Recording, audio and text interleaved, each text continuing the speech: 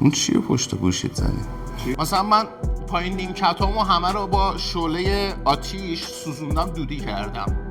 شما قطعا بری پیش چرخ فروش، به شما اینو پیشنهاد میکنه، چون بالای 4-5 هزار تا ما درخواست داشتیم. دیپلمو باید چیکار کنیم؟ اونایی که خیاط خونگی هستند، مصرف شخصی دارند، مشتری ندارند، به هیچ عنوان سراغ قیچی‌های لبگرد نرید. سرقائمه ندارن، بالا برشون همه چیشون با پدال داره انجام میشه. بعضیاشون زانویی دارن، بعضیاشون بازم ندارن. ناصر مقدم جو. چون بالای 4-5 هزار تا ما درخواست داشتیم. اون چیه پشت گوشیت زنی؟ اونهایی که برنامه‌ریزی 3 ماهه رو گرفتن دیگه این اطلاعات رو دارن، چون اونجا همه رو گذاشتیم. اونایی که میگن آخ چون مثلا داره توضیح میده ما نمیدونستیم، اونایی هن که برنامه‌ریزی رو ندارن. اگر میداشتند الان خیلی جلوتر بودن. حتی تولید زمستانه تمام شده، تقریبا دیگه آخراشه برای شخصی دوزه یا اونایی که تولید مزونی دارن. حالا شخصی دوزه 1 ماه دیگه وقت دارن، ولی اونایی که تولید مزونی دارن زمستانشون تموم شد، مهلت تولیدشون، و اینکه بخوام برگزار بکنن و این حرفا باید وارد شب عید بشن. تولید کننده هم که 1 ماه پیش نمونه‌گیری های شب عیدشون فکر کنم شروع کردن. خب چند نفرن؟ شروع کنیم. 100 نفر. یه چیزی بگم استاد. بگو. امروز چه روزیه؟ اجازه امروز جمعه است. امتحان فنی حرفه‌ای داشتن، بعد الان یه سری از عزیزانی که رو لایف هستن دارن اعلام میکنن امروز امتحان دارن. امتحانتون مبارک. بچه‌ها کوزه خریدین؟ برای مدرک‌های فنی حرفه‌ای میگم. اجازه دیپلمو باید چیکار کنیم؟ باید گابش کنی بزنی بغل دیپلم خیاطی. نه گناه دارید، نه بگیرید، به درد میخوره. بالاخره یه وامی چیزی میخوایم بگیرین دیگه. خب به درد میخوره. چرا میخندم من؟ خب مدرک دیگه. جالبش میدونی کجاست آخه؟ این همه وقت میذارن، انرژی میذارن که آموزش فلان، حالا فلان رو ببینن که مدرک بگیرن، که بعدش چیکار کنن؟ بتونن جواز کسب بگیرن یا برن وام بگیرن. حالا جواز کسب رو میتونم درکش بکنم، وام رو نمیتونم درکش بکنم. شما همون انرژی رو اگه میذاشتی یه آموزشی درست حسابی میدیدی و اصلا ذهنیت رو تر رو مدرک میوردی بیرون، تمرکزت رو میذاشتی روی کسب درآمد خودت و اون مهارت فردی خودت، آموزش درست حسابی پدر مادردار میدیدی، انقدر به توان مالی میرسیدی که اصلا نیاز به وام نداشتی. خیلی موضوع سنگینه ها. اصلا نگم برات، من خیلی روزا بهش فکر میکنم، چرا به نتیجه نمیرسم. تو لایو هم خیلی در موردش صحبت کردم. خب خیلی خوش اومدید، خیلی خیلی خوش اومدید. اینجا خانواده لذت خیاطیه. ما طبق معمول تو لایوامون حرفای خوب خوب میزنیم. تو برنامه هامون کلن چند بود رو در نظر میگیریم. 1، اونایی که هنوز هنرجوی ما نشدن، توان مالی ندارن و به اطلاعات نیاز دارن که بتونن درآمد خودشون رو بالاتر ببرن. اوکی؟ پس برای اینها من سعی میکنم که محتوا بذارم که به اون توان مالی برسن. پس خیلی مهمه. یک سری از تا لایو 105 داخل سایت ذخیره شده، میتونید برید نگاه بکنید. از 105 تا 125 داخل مینی دوره ها هستش که یه شهریه خیلی جزئی داره. از 125 به بعد دیگه ذخیره نشد، نه تو مینی دوره ها نه تو سایت. زنده برگزار میشه، تموم میشه. جزوه نویسی کردی نکردی تموم میشه. بعد دیگهش برای هنرجوهایی که سر کلاس اومدن. خب هنرجوی کلاس 14، کلاس 6، کلاس 7، این 3 تا کلاس خیلی دقت کنن و کلاس 10، این 4 تا کلاس خیلی دقت کنن. لایو ها یه جوری به روز رسانی این کلاس ها هم هستش. پس من انتظار دارم که شما هنرجوی عزیز دل من به هیچ عنوان لایو ها رو از دست ندی. هر 1 ساعتش میتونه شما رو چندین ماه جلو بندازه. جمله‌ای که همیشه میگم، خیلی هم گفتن، هرچی بیشتر بدونی بیشتر پول در میاری. بچه ها موضوع این برنامه که لایو 154 امروز 13 بود بچه ها، آره 13/9/1403. میخوایم یه بار دیگه کلن تجهیزات رو بگیم، پروندهش رو ببندیم. هرچند میدونم از فردا دایرکت دوباره پیام میاد که من چرخشی بخرم. بچه ها یوتیوب رو سابسکرایب کنید، لایک کنید، کامنت بذارید. درود بر شما. این کارو بکنید منم بیشتر ویدیو میذارم براتون.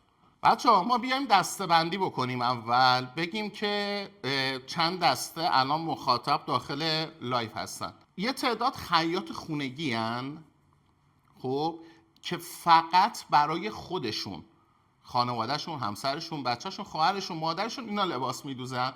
یعنی دارن به معیشت خانواده کمک میکنن. کلا بحث لباس خریدن که همچین کم هزینه هم نیست، مادر خانواده داره ساپورت میکنه. خیلی هم عالیه، این خودش درآمد به حساب میاد. مثلا من میخوام برم یه پیرن بخرم 1 میلیون، میرم با 1 میلیون 4 قواره پارچه میخرم، مثلا 4 تا پیرن از توش در میارم، یعنی 3 تا پیرن جلو میافتم، 3 میلیون میشه درآمد.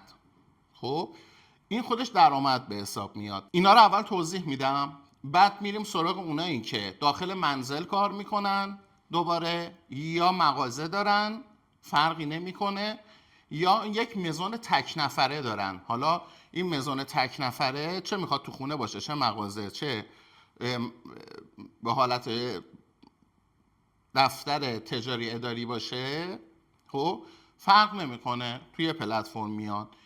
یه سری دیگه هستن که تولید مزونی دارن، یعنی حالا چند تا پرسنل دارن، یا دارن تولید انجام میدن، یا در فکر اینن که تولید بکنن. فرق نمیکنه دیگه. اینا نه یا ریزش بکنید آقا من لباس زیر تولید میکنم چی میشه پس، اونی که میگه من مانتو تولید میکنم چی میشه پس. انا همه رو توضیح میدم براتون، اوکی؟ که ببینیم مثلا تجهیزات چی باید بگیرید. یه سری تجهیزات بچه‌ها مشترکه، اصلا اینو اون نداره. هر کاری میخوای بکنی باید اینو داشته باشی، مثل قیچی نوک‌تیز. خب اینا مشترکه. خب بچه‌ای که میخوان واسه خودشون و خانوادهشون لباس بدوزن، مثلا ممکنه در ماه 2 تا، 1 دونه، 3 تا اینجوری مثلا لباس بدوزن. خب من با اونا پیشنهاد نمی کنم برن چرخ راست دوز صنعتی بخرن. من داخل پرانتز اولش اینو بگم، این نظر منه، نظر کارشناسی منه. ممکنه شما بری پیش یک کارشناس دیگه، یا یک چرخ فروش، یا یک خیاط، یا یک شخصی که حالا صاحب نظره یه چیز دیگه به شما بگه. شما نظر اون رو هم گوش کنید، نهایتاً دلایل رو بشنوید. ببین ممکنه شما بری پیش یه چرخ فروش بگه نه شما حتی اگه واسه خودت داری لباس میدوزی باید بیای کامپیوتری بخری. خب اوکی، دلیلش چیه؟ دلیلش رو ازش بپرس، بگو چرا من باید این کار رو بکنم، چه خوبی برای من داره، کاربردش برای من چیه. اوکی، بعد دلایل رو بذاری کنار هم یا بنویسید یادداشت بکنید. بعد دیگه خودتون دیگه عاقلید، بالغید، میتونید بررسی بکنید که آقا چی خوبه، چی کی درست گفته، کی بد گفته، یا کدومشون به صلاح شما صحبت کرده. اونایی که میخوان تو خونه کار بکنن، من این چرخو بیارم این بر، حتی اگر داری واسه خودت و همسرتو اینا کار میکنی، من توصیه میکنم سراغ چرخهای بدن پلاستیکی نری. آقا دیگه نیاد بپرسید که مدل ژانومه فلان، مدل ژانومه فلان. نه ببین بی نهایت مدل داره. من بخوام اینجوری برات توضیح بدم باید یه 7-8 ساعتی لایو برگزار کنم، کل این سالن 160 متری رو باید واسه چرخ بچینم، یا بیارم عکساشو دونه دونه روی مانیتور به توضیح بدم که شما متوجه بشی. من کلیت رو میگم، خودت دیگه قضیه رو بگیر. چرخهای بدن پلاستیکی ما قدیم بهش میگفتیم چرخ جهیزیه. یعنی رسم بود دختر میره خونه شوهر باید یه اتو و میز اتو و یه چرخ خیاطی تو جهیزیه‌اش باشه. خیلی های رسمو داشتن. بعد چرخهایی رو میخریدن که چند تا کار با هم انجام میداد.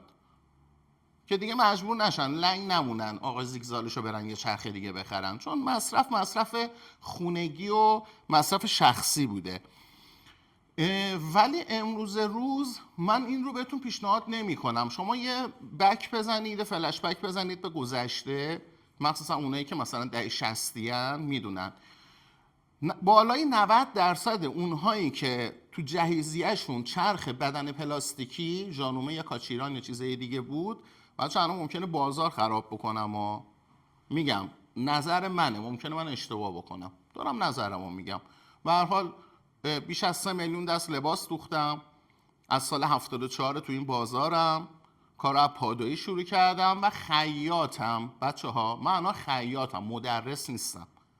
این نکته رو اول بذارید گوشه ذهنتون که ما با یک بازاری خیاط که با یه عالمه چرخ کار کرده، عمری رو به اندازه مثلا چجوری بهت بگم، شما حساب کن دیگه، روزی کفش 15 ساعت ما کار کردیم. ببین چند سال میشه، همین 30 سالی که بهت گفتم میزنه بالای 60 سال.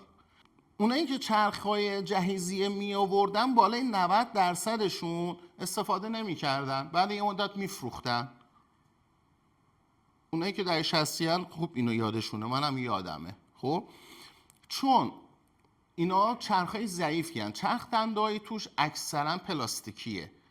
پلاستیک بر اثر گرما و سرما یه سری اتفاقات براش میفته، فلز همین اتفاق براش میفته، چه برسه به پلاستیک. حالا اگر یه ذره جنسش ضعیف بود دیگه، این چرخ دندهه وقتی میخواست یه ذره کار ضخیم بدوزه یا یه خود بهش فشار میآوردیم یا میخواستیم سرعت بالا باهاش کار بکنیم نمیشد، نخباره میشد، به مشکلات زیادی میخوردیم و اصلا سرعت بالایی نداشتن. چرا؟ چون اصلا سرعت مهم نبود. یه دونه میخواد لباس واسه بچهش بدوزه در ماه، یه دونه واسه خودش، زیاد تولید نمیخواد بکنه که مشتری پشت در خونه وای نستاده در بزنه بگه لباس من کو. پس سرعت و اینا زیاد مهم نبود. یه سری لباسان هم دیگه مجبوری میرفتن میخریدن یا اینجور، با خاطر اینجور دلایل این چرخ‌ها استفاده میشد. ولی الان من توصیه میکنم حتی اگر داری واسه خودت یا خانواده داری لباس میدوزی، بالاخره باید این لباس سالمی باشه، باید خوش دوخت باشه، باید دوختش تمیز باشه و اینکه چرخ شما رو اذیت نکنه. حتی اگه داری مصرف شخصی انجام میدی با این چرخ، اگه قرار باشه 2 تا لباس بدوزی ببری بذاری تعمیر کار، هزینه به تعمیر کار بدی، خب چه کاری بود؟ میرفتی همون هزینه رو میدادی لباس نو میخریدی دیگه، آماده میخریدی، یعنی دیگه خودت نمیشستی زحمت بکشی بدوزی. پس قراره اینجا ما به معیشت و اون هزینه های خانواده کمک بکنیم. پس باید چرخی رو بخریم که وقتی باهاش لباس میدوزی عشق کنی، لذت ببری، اذیتت نکنه، لنگ نمونی، پارچه رو پاره نکنه، دوختش کثیف نشه، هی هم هزینه رو دستت نذاره. پس توصیه‌ام کلاً چرخ‌های بدن فلزیه. حالا مثلا در برند ژانومه، برندهای دیگه هم دارن مشابه، خب در ژانومه مثلا 801 802 و چند تا مدل دیگهش بدن فلزیه، چرخ دندای داخلش فلزیه و چند تا کار هم انجام میده بر حسب حالا این ژپونی که داخلش میذاری، ژتونی که داخلش میذارید، خب دوختای مختلف هم برای شما میزنه. حالا مدل های خیلی جدیدتر اومده، هرچند این چرخ الان قیمتش پایین نیستا، فکر کنم همین الان که تو این تاریخ دارم باهاتون صحبت میکنم دیگه از 12-13 میلیون دیگه نابودش شروع میشه، میره تا 22 میلیون 23 میلیون به بالا. خب و کارتو راه میندازه. اگه بخوای چرخی رو بخری که هم زیگزال بزنه، هم جا دکمه بزنه، هم دکمه بزنه، هم راست دوزی کنه، هم گل دوزی کنه، همه این کارا رو بکنه، بچه ها من صلاح نمیبینم. حتی اگه مصرف شخصی داری تا اینجا اوکی. اون چرخ میشه وبال گردنت. من دارم، منو یه دونش طبقه بالا 7 ساله دارم، واقعا بگم دوبارم باش کار نکردم، یا بچه‌ای که اومدن مثلا آموزش نتونستن باش کار بکنن، واقعا دیگه خیلی اسباب بازیه و از نظر ما.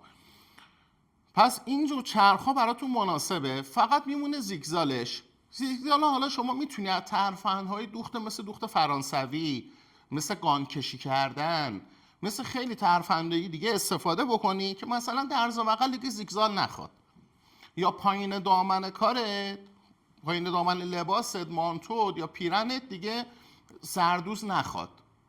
یا اگر دیگه خیلی مجبور شدی، بالاخره تو محلتون یه خیاطی هست که ببری اونجا زیگزال بزنی، میشه رفع رجوعش کرد. اتفاقا خیلی با کلاستر هم میشه اگه زیگزال نخوره. این همه مزوندارا میدونن. خدمتتون عرض بکنم که میمونه مادگی. مگه میخوای چند تا لباس بدوزی؟ یه دقیقه میبری خرزی محلتون، اونایی که معمولا میزنن، یا خیاطی محل، تعمیراتی محلتون میدی واسه مادگیتون میزنن. ولی به صلاحه که بیای بدن فلزی تهیه بکنی.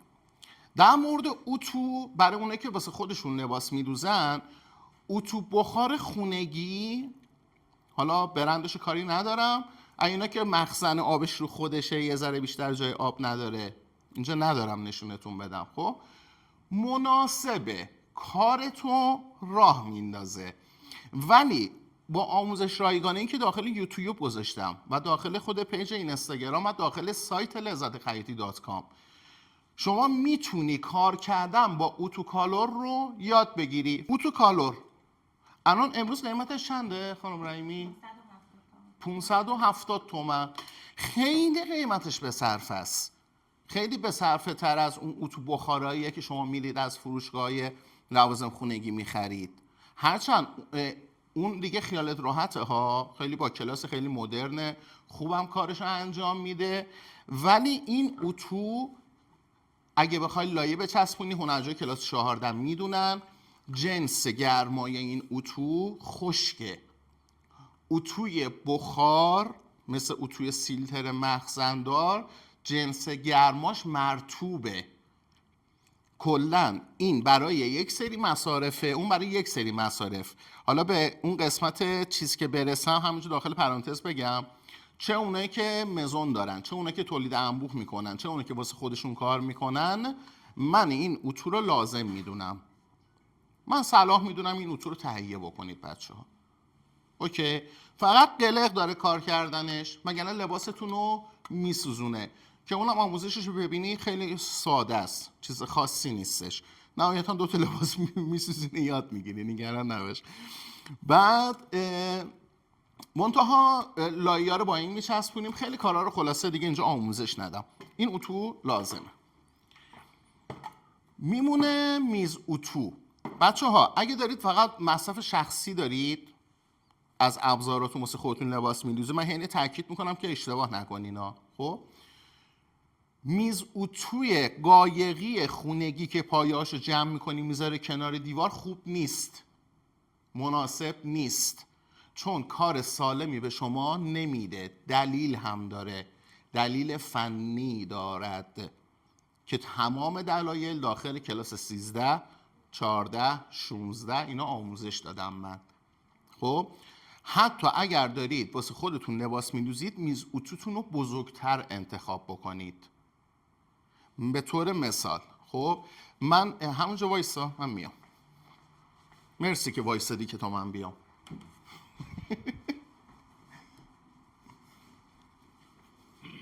میتونی منو بگیری. نمیگم برو از این میز اتوها بخر واسه خونگی، ولی اگه جا داشتی بخر. اون دوربین بود، دوربین اشتباه گرفتم. نمیگم اونم هست، مرسی. نمیگم برو واسه اگه مصرف خونگی داری از اینا بخر، هرچند اگه جا داری میتونی بخری. اگه کار نداشتی میتونی روش وسیله بذاری، زیرش وسیله بذاری، یعنی فضایی رو اشغال میکنه، ولی باز یه مصرفی برات میتونه داشته باشه. ولی اگر باز میبینی اوکی نیستی، ببین ابعاد این میز اینا 120 الی 130 معمولا کارگاهیاش اینجوری طول داره. این الان 130 سانته. خب عرضش هم 70. خب عرض 80 معمولا نمیزنن تولیدی ها، ولی طولش رو 120 130 من 140 هم دیدم حتی تولید شده. خب آمادهش رو بیرون میفروشن. منتها اگه تو خونه هستی ارتفاعش هم بچه راستی ارتفاع 90، کلا ارتفاع میز کار 90 سانته، ولی بستگی به قد شما هم داره. پس یه جور دیگه توضیح میدم. تا خط کمربندت، یعنی 4 انگشت زیر ناف، قد میز کارت قد مناسبیه. باعث میشه شما زیاد دستات بالا نیاد، زیاد هم گوز نکنی. بچه ها اینا رو همه رو تو کلاس 14 به ریز جزئیاتش رو گفتم ها، که اگه اینا رعایت نکنید آرتروس میگیرید، دیسک گردن، دیسک کمر، شونه درد و خیلی مشکلات زیادی دچار میشین. پس اینا همشون یه استانداردهای حد اقلی دارن. خب حالا تو اون کلاس همه رو توضیح دادم. اونایی که دوست دارن کار بکنن، خوب پول در بیارن، سر پیری پولشون خودشون خرج کنن، نبرن دو دستی تقدیم کنن به آقا دکتر و خانم دکتر، الان باید درست کار کردن رو یاد بگیرن. فقط یک خیاط ساده نباشید بچه ها. سعی کنید خیلی از مشتقات کار رو یاد بگیرید. اینقدر زوم نکنید فقط رو تکنیک های دوخت، اتوکاری، ایراد اندامی و غیر و ذالک. موارد خیلی مهمتر از اینها هم وجود داره که واقعا دارید ازش غافل میشید. خیلی مراقب باشید. شما این ابعادی که گفتم برای اگه دارید تو خونه کار میکنید، چون میز قایقی خونگی کلا انقدره، خب یه چیز انقدریه، خیلی کوچیکه. شما بیا اینو مثلا نمیخوای ارتفاعش بلند باشه، میخوای نشسته کار کنی، هرچند نشسته رو من توصیه نمی کنم، چه پشت شاخ خیاطی، چه پشت میز اتو، چه موقع برش زدن. به هیچ عنوان نشسته رو پیشنهاد نمی کنم. مجدد اینا رو تو کلاس گفتم چرا و شرایط رو توضیح دادم. ولی حالا اگه دیدی که خیلی مجبوری، ارتفاعش رو میتونی کم کنی، نشسته کار بکنی. فقط برای اونه که واسه خودشون کار میکنن و مشتری اصلا ندارن. ولی اگر حتی 2 تا دونه مشتری از بیرون میگیری که اجرت میگیری براش لباس میدوزی، اگر میزتو کوتاه کنی بشین رو زمین کار کنی، به هیچ عنوان دیگه نمیتونی پیشرفت کنی. کلا قید پیشرفت کردن بزن، الان که خودت خسته نکن. 150 تا پیج هم فالو کردی، معلوم نیست اصلا چیکار داری میکنی، از کی داری چی یاد میگیری. هر کی هم یه چیز میگه، هر روز هم گمراهتر از دیروز و گیجتر از دیروز و دیگه سوالات بی جواب بیشتر. خب این به خاطر اینکه پیج های زیادی رو داری فالو میکنی، به هر درختی یه نوکی زدی، خلاصه نتیجه نمیگیری. میتونی این رو کمش بکنی، ولی من توصیهم اینه که دیگه از 100 سانت در 50 سانت یا 45 سانت دیگه کوچیکتر سطح میز تو چیز نکن، سفارش نده، بده نجاری برات درست میکنن. ببین پایه‌اشو نشون بده، پایه‌ای ساده داره، زیاد هزینه نکن، نرو های گلاس و نمیدونم MDF ترک بزن، نه چوبه. حالا دوست داشتی اینو بخر بیار تو حیاط خونتون، خب یه اسپری رنگم به پاش روش بذار خوشگل بشه. مثلا من پایین نیمکتامو همه رو با شعله آتیش سوزوندم، دودی کردم، یه حالت شکل پلنگی طور گرفته، بخوری خیلی هم خوشگل شده. رنگ کردم میارم نشون میدم. خب میز اتو پس این حتما. بچه ها اگر دارید تو خونه کار میکنید واسه مصرف شخصی خودتون، صندلی هم میتونید بگیرید. صندلی، من دوربینا رو قاطی کردم ببخشید. خب صندلی هم میتونید بخرید. یه صندلی بگیرید که نشیمنگاهش یه ذره نرم باشه، زیادم نرم نباشه، نرمی بیش از حدم مشکل ساز میشه. یه پشتی هم داشته باشه که خسته شدی بتونی یه ذره تکه بدی، ولی خیاط جماعت تکه نمیده، شق و رق میشینه، تکه نمیده، خمم نمیشه رو به جلو. ولی اگر داری برای مشتری کار میکنی، تو خونه میخواد باشه، میخواد مزون باشه، میخواد تولید یه مزون لاکچری باشه، یا بخوای تولید انبوه بکنی، من اولین و آخرین پیشنهادم به شما این نیمکته که جنسش از جنس همینه، به این حالته بچه میبینید. خب عرض طولش هم بهتون بگم، 100 سانت در 30 سانت ارتفاعش هم 50 سانت. این برای اون چرخ ارتفاع مناسب است، برای چرخ صنعتی. برای چرخ ژانومه هم مناسبه ها. خب دلیل داره که اینو میگم. حالا دلیلشو میخوای بدونی بچه، من بخوام همه رو بگم خیلی لایف طول میکشه، جور در نمیاد. همه دلایلشو داخل کلاس 14 بهتون گفتم. این از تجهیزاتی که باید داشته باشید. منتها برای اونایی که تو خونه دارن کار میکنن، مصرف شخصی دارن، برای پارچه پهن کردن هم تجهیزات نیاز دارن، حتی اگه واسه خودشون دارن لباس میدوزن. چون روی فرش، روی سرامیک اینا کار بکنی، کارت سالم در نمیاد. بچه ها نگید من فقط برای خودم دارم لباس میدوزم پس مهم نیست. نمیدونم این حرف از کجا میاد، کی این رو به شما گفته، کی همچین مشاوره به شما داده، کی همچین محتوایی رو ساخته که شما اینو باور کردی. من مصداق بزنم، مگه من آشپزی میکنم میگم فقط واسه خودم دارم میپزم پس هر چی ریختم توش ریختم؟ نه، اتفاقا واسه خودم غذا میپزم، واسه شوهرم، واسه خانومم، واسه بچه‌م، واسه مهمونم بهترین متریال استفاده میکنم. غذا باید سالم باشه، بخورم سلامت بمونم. لباس هم همینه. شما داری لباس میدوزی برای خودت که به معیشت خانواده کمک کنی، به اقتصاد خانواده کمک بکنی. قرار نیست که بچه شما، همسر شما اون لباس بپوشه بره بیرون همه مسخرش کنن بگن این چیه پوشیدی، به خاطر پول آبروش بره. پس حتی اگه برای خودت داری لباس میدوزی باید لباس شکیلی باشه. تو داری هنرورزی، هنرنمایی میکنی که دیگران بگن باریکلا، نه اینکه بگن آقا دمت گرم تو ندوزی سنگین تری ها. روی زمین کار کردن کار سالم به شما نمیده و وای به اونایی که مزون دارن این کارو میکنن که باور میکنی 8 سال 9 سال پیش تو تلگرام، اون موقع که تلگرام بود، درصد خیلی زیادی از اعضای گروه ها داشتن روی زمین پارچه برش میزدن، میگفتن چون ما خیاط خونگی هستیم حالا مشتری هم داریم میتونیم رو زمین برش بزنیم. وای اصلا یه چی خرچنگ گورباغه‌ای لباس میدوختن. حالا خدا رو شکر به واسطه فضای مجازی این دانشه تغییر کرد و این یه سری وسایل به روزرسانی شد، وگرنه خیلی رو زمین کار میکردن. حالا شما میتونی چیکار بکنی؟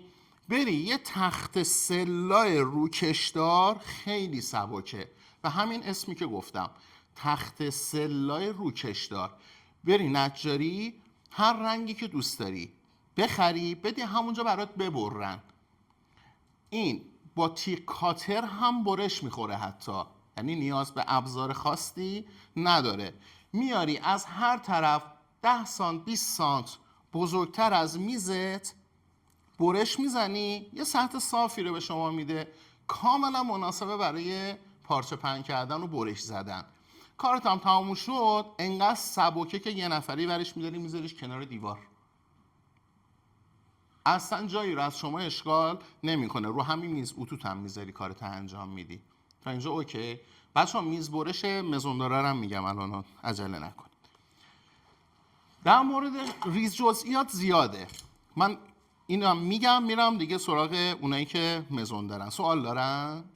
متر که بچه‌ها دیگه صحبتش نکنیم، متر کاملا تکلیفش مشخصه. اما در مورد قیچی، اونایی که خیاط خونگی هستند، مصرف شخصی دارند، مشتری ندارند، به هیچ عنوان سراغ قیچی‌های لبگرد نرید. یه لبش تیزه، یه لبش گرده. اینها قیچی‌های ضخیمن. خب یعنی پارچه‌های ضخیم رو بیشتر باش می‌بریم. اینا قدرتی هن که معمولا ما برشکارو مثلا می‌خوایم تکی بری کنیم، نمونه گیری بکنیم، پارچه فوتره ضخیمه اینجوری می‌بریم. خب ولی پارچه‌های نازک رو باید با این ببری، چون پارچه ضخیم، ببین این وقتی میاد زیرش، این می‌بینی پهنای این دوتا چقدر با هم دیگه فرق داره. این کارهای ظریف‌تر انجام میده، این کارهای ضخیم‌تر انجام میده. اینا رو همه رو تو کلاس 14 گفتم ها. خب و چند مدل قیچی دیگه هست مثل آشپزیه. اونایی که حرفه‌ای آشپزی میکنن میبینی واسه نون بریدن یه چاقو دارن، واسه میوه یه چاقو دارن، گوشت با یه چاقو دیگه میبرن. میبینی مثلا 40 مدل چاقو دستشونه. خب ولی ما نه، ما برمی‌داریم یه قیچی میخریم، باهاش کاغذ میبریم، الگو میبریم، پارچه میبریم، سرنخ میگیریم، چرت میزنیم، صابون تیز میکنیم. یه موقع اگه مصارف دیگه هم داشتیم با همون میریم تو کارش، نونم قیچی میکنیم باهاش. نه، قیچی اوستا نباید زمین بخوره و کاملا تخصصیه. این قیچی چرت زنی نیست، قیچی برشکاریه در اون سطحی که بهتون گفتم. این قیچی برش زدن پارچه های ظریفه و قیچی پشت چرخ هم هست. قیچی پشت چرخ، ببین بچه ها، من پشت میز اینجوری قیچی دست میگیرم، پشت چرخ اینجوری قیچی دست میگیرم. حتی اگه تو خونه داری کار میکنی میخوای کار تمیز در بیاد، آموزش رایگانش داخل یوتیوب هست، داخل اینستاگرام، داخل سایت هم هست، میتونی بری نگاه بکنی. پس پشت چرخ قیچی من باید چرت هم بزنه. حالا منی که یه خود گسترده تر کار میکنم، آقا اصلا منو فراموش کنید. شمایی که تو خونه کار میکنی و مشتری داری، یا مزون داری یا مغازه داری، خب به هر حال یه نفر یا دو نفری دارید کار میکنید، سعی کنید قیچی پشت چرختون رو با قیچی برشتون رو مجزا کنید. یه قیچی دم دستی هم بذارید واسه کارهای مثلا بخوای باش کاغذ قیچی کنی یا صابون تیز کنی، کارهای دیگه بکنی. پس این قیچی برای اونایی که مصرف خانگی دارن، واسه خودشون فقط لباس میدوزن، این قیچی لازمه. میز برشتون هم گفتم، نیمکتتون هم گفتم، همه رو گفتم. خب برای اونهایی که میخوان داخل منزل یا مغازه دارن یا مزون دارن، کلن یک مجموعه خدماتی تولیدی، بچه این دوتا با هم دیگه فرق میکنن. خب خدماتی تولیدی، اگه میخواید چند بدونید چی هستن، فرقشون چیه، یا داخل کلاس ها در خدمتتونیم یا برید لایو های ذخیره شده رو ببینید. ولی مجموعه که خدماتی تولیدی هن ولی یک نفره، یعنی یه شخص راه اندازی کرده خودش هم همونجا رو داره میچرخونه، نهایتا یه دونه شاگرد داره. اوکی، برای اینجور آدم ها من بچه نظرات متفاوته ها، من نظر خودم رو دارم میگم دیگه، بررسیش به خودتون. شما قطعا بری پیش چرخ فروش، به شما اینو پیشنهاد میکنه: سری A، جک A.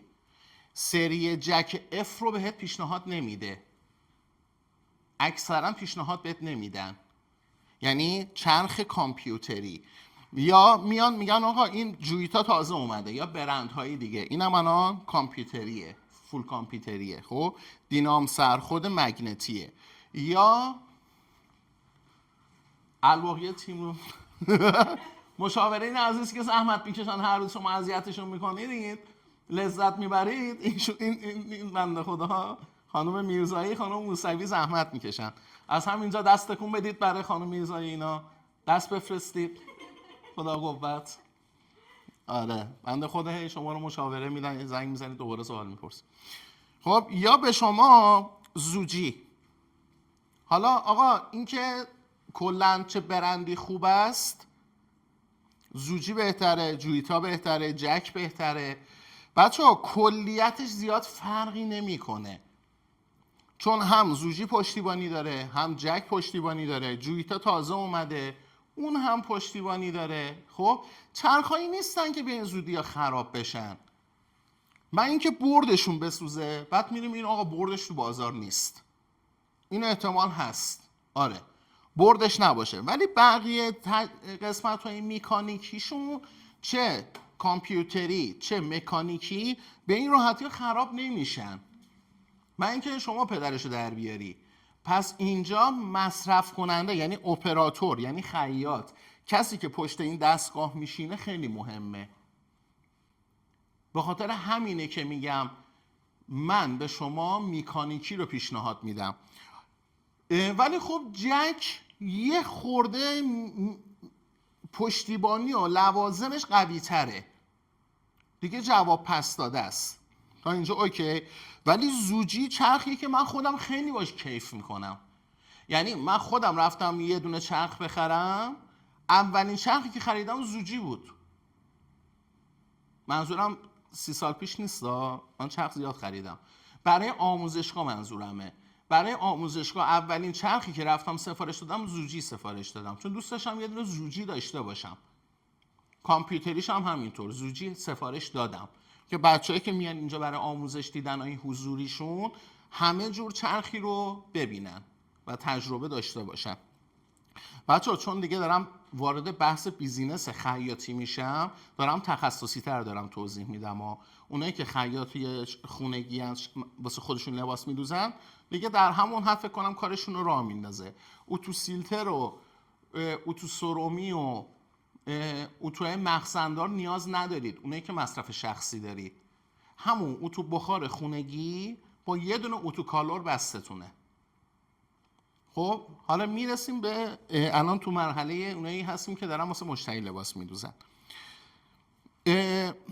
کلا برده اینا اگه بسوزه تعمیر هم میشه، ولی خود نمایندگی پشتیبانی هم میکنن اینا رو. یه مشکلی که این چرخ ها دارن بچه ها، متخصص تعمیرکار در شهرستان ها ندارن، یا اگه باشه خیلی کمه. من همین چند وقت پیش که حالا همایشش رفته بودم، کارگاه 3 روزه تعمیرات بود که برای ایران جک بود، منم حضور داشتم تخصصی چرخ‌ها رو باز میکردن و میبستن و کامل توضیح میدادن. از همه شهرستان ها تعمیرکارای عزیز اومده بودن. خب طبیعیه، چون در شهرستان های کوچک خط تولیدهای بزرگ نیست، مراودت مالی کمه، یه مقدار اقتصادش ضعیفتره، تولید کننده هاش یا خیاطاش نمیرن هزینه کنن، همچنان با چرخ مکانیکی دارن کار میکنن. به خاطر همین تعمیرکاراش بیشتر روی اون تخصص دارن، هنوز زیاد به مورد نخوردن، به چالش کشیده نشدن بابت این چرخا. پس اگه داری کامپیوتری میخری فکر اینجاش هم بکن، بعد بدی به تعمیرکار محلتون شهرتون، اون بفرسته واسه نمایندگی، بردش بیاد اینجا تعمیر بشه. پس ممکنه یه چند روز کارت بخوابه، که این برای خیاط خیلی مهمه ها. چند روز کارت بخوابه، چند روز خوابیدن کار یعنی مثلا 5 روز کارت بخوابه 5 تا لباس عقب افتادی. 5 تا شما 800,000 تومان هم دیگه کف قیمت اجرت حساب کنی، 8 5 تا 45 تا 4,500,000 عقب افتادی تو 5 روز. اوکی، پس اینا رو ما مد نظر میگیرم.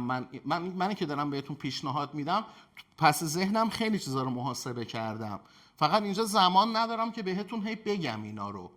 شما والا اگه دوست داشتی میتونی اعتماد کنی. خلاصه بری اینا رو بهت پیشنهاد میدن. پس زوجی میتونی بخری، مشکلی نداری. جویتا میتونی بخری، مشکلی نداری. جک خیالت بیشتر راحت تره، میتونی بخری، مشکلی نداری. و حالا برندهای گمنامه دیگه هم تو بازار هستن که باید ببینی تو شهر شما پشتیبانی دارن یا ندارن. اوکی، ولی بیشتر ما میایم روی سراغ برندهایی که جواب گرفته شدن، نه اینکه بگم اونایی که برنداشون زیاد سرشناس نیست برندهای بدی ان. نه، ممکنه حتی از اینم بهتر باشن، فقط نونیمن یا تازه واردن، هنوز اسمشون وایرال نشده. اگرم کسی به شما گفت، داخل پرانتز خیلی دقت کن، اگر رفتی چرخ بخری کسی به شما گفت که چرخ راست دوز من ژاپنیه، باور نکن، چون نداریم همچین چیزی. چرخ‌های جوکی که عرض به خدمتتون زمان ما کله سبزا بود که دیگه الان به خاطر ها پیوست، بعد کله سفیداش اومد، جوکی کله سفید اومد، ژاپن بود، فوق‌العاده بودن، اصلا مرگ نداشتن. ولی بعد اون یه مدت ژاپن دیگه تولید اون چرخ رو هم داده به چین، یعنی اول آخر اونم چینه، فقط روش مدی ژاپن خورده. اگرم بیاد تو ایران کسی آورده باشه که اصلا نیست، قیمتش اصلا اینا در نمیاد. برو بالای 100 میلیون پول چرخه، پس الکی دنبالش نگرد. حالا برای اونایی که تو این شرایطن، گفتم یه نفره داره کار میکنه یا یه شاگرد داره، چه تو خونه داره کار میکنه، چه مغازه داره، چه مزون داره. مغازه با مزون فرق میکنه بچه‌ها، حواستون رو جمع کنید. اینا رو تو برنامه قبلی توضیح دادم وقتی داشتم مزون داری رو توضیح میدادم. تو کلاس 7 و 6 و 14 هم گفتم. کلا داری واسه مشتری کار میکنی، من به شما چرخ راست دوز دینام سرخود یا مگنتی میکانیکیشو به شما پیشنهاد میدم. ببخشید اینو دارم میگم. خب اینو به شما پیشنهاد میدم. این زوجیه که من حدود 10 سال پیش خریدم. این جک F12. حالا فرقش چیه؟ یه ذره تحقیق کنید، مشخصاتش رو تو اینترنت سرچ کنید، میاد بالا. این سرنخزن ندارد، بالا پای بالا برش با زانوه، سرقایمه داره. ولی کامپیوتری ها اینجوری نیستن، به اینا میگن میکانیکی.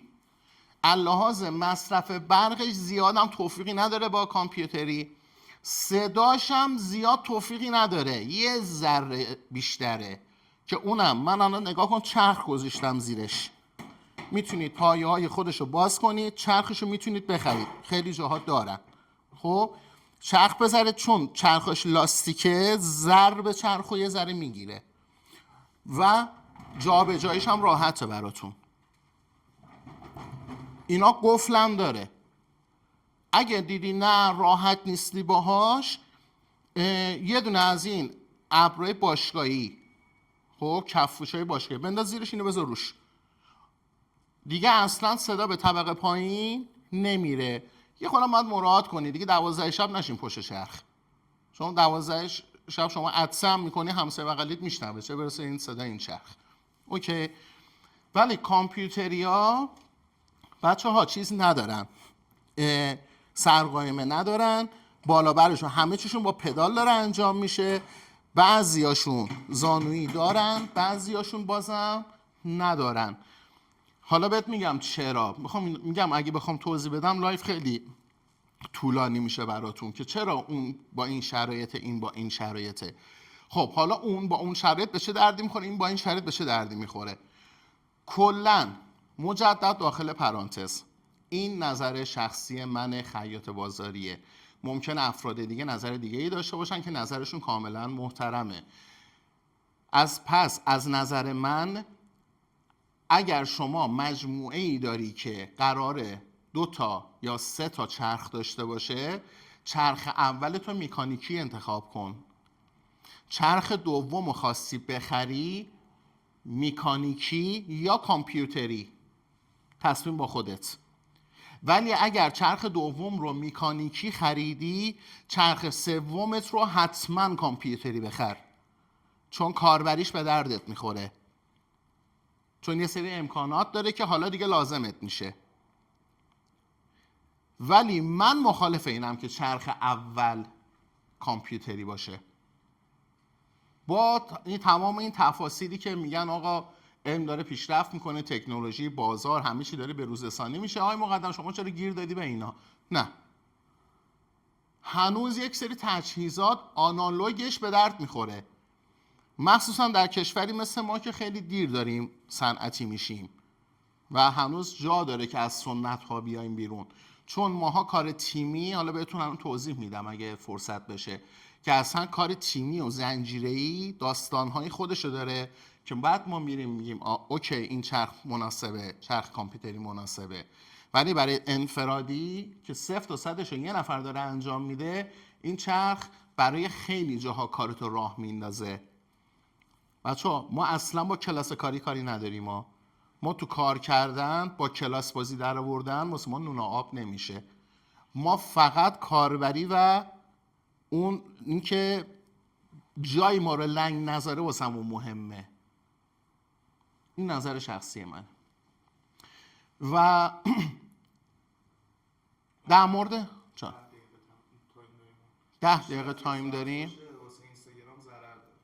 بچه ها من یه توضیحی در مورد سردوز میدم و دیگه میز برش و میز اتو و میز مکش و اتو بخار و تجهیزات اتوکاری و قیچی و اینا و تمام این توضیحات دوباره برای تولید کننده‌های انبوه یا مزونداره‌ای که بیشتر از 2 تا کله چرخ دارن، اونا رو تو لایو بعدی براتون توضیح میدم. حالا یا تو یوتیوب لایوشو برگزار میکنیم بهتون توضیح میدیم که بعید میدونم بشه، میشه، یا تو این اینستاگرام اطلاع رسانی میکنیم دیگه، پیگیر پیج باشید. اونی که 6 ماه تو پیج منه میگه برنامه‌ریزی 3 ماه رو نمیدونم چیه، استوریا رو بیشتر نگاه کن. خب بیا پس سردوز رو بگم.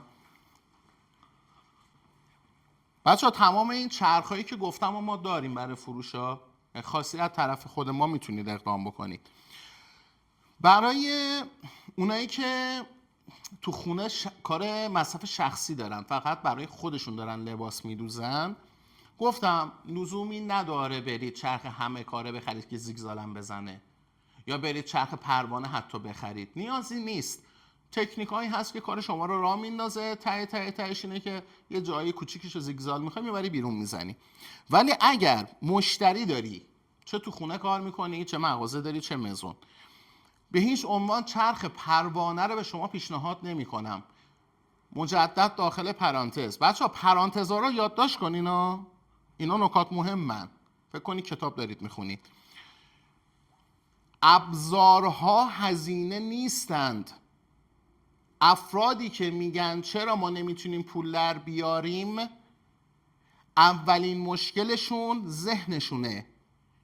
یک سری لغات رو تو ذهنشون یه جوری میگن که داره ریشه کسب و کارشون رو میپوسونه، داره از بین میبره و فکر میکنن اینها بی اهمیته. مثلا میگن هزینه آموزش رو هزینه میبینن.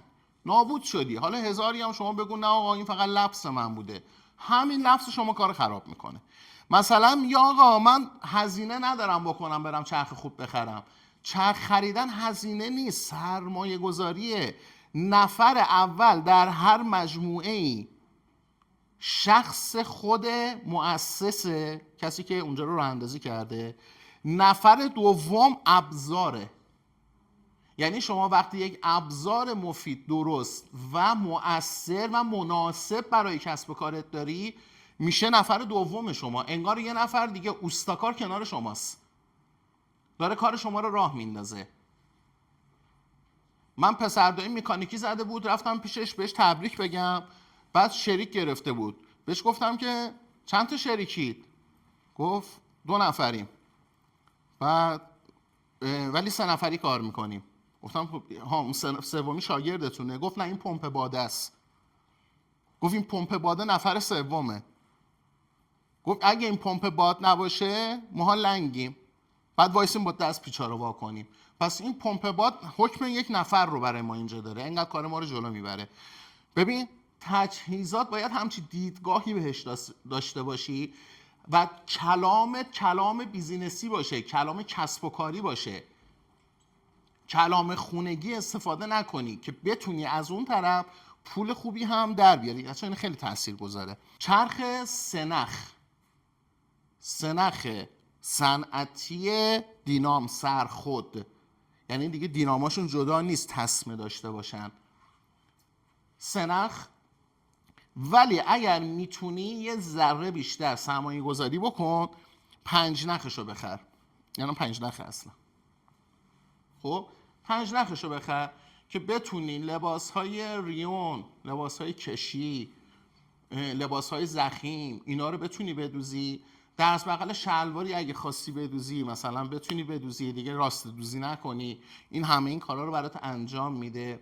یا اگر در حوزه پارچه های تریکو داری مثلا لباس کلا کار میکنی، 4 نخ رو بهتره که بگیری. اوکی. زیگزال چیز زیادی نداره که بخوام برات توضیح بدم. یه پلتفرم خیلی مشخص. حالا چرخ‌ها خیلی تنوعشون بیشتره، راست دوزها، ولی سردوزها نه. پس پایین ترین حدش 3 نخ صنعتی، بهترینش 5 نخ، اگر چریک و اینا کار میکنی 4 نخ.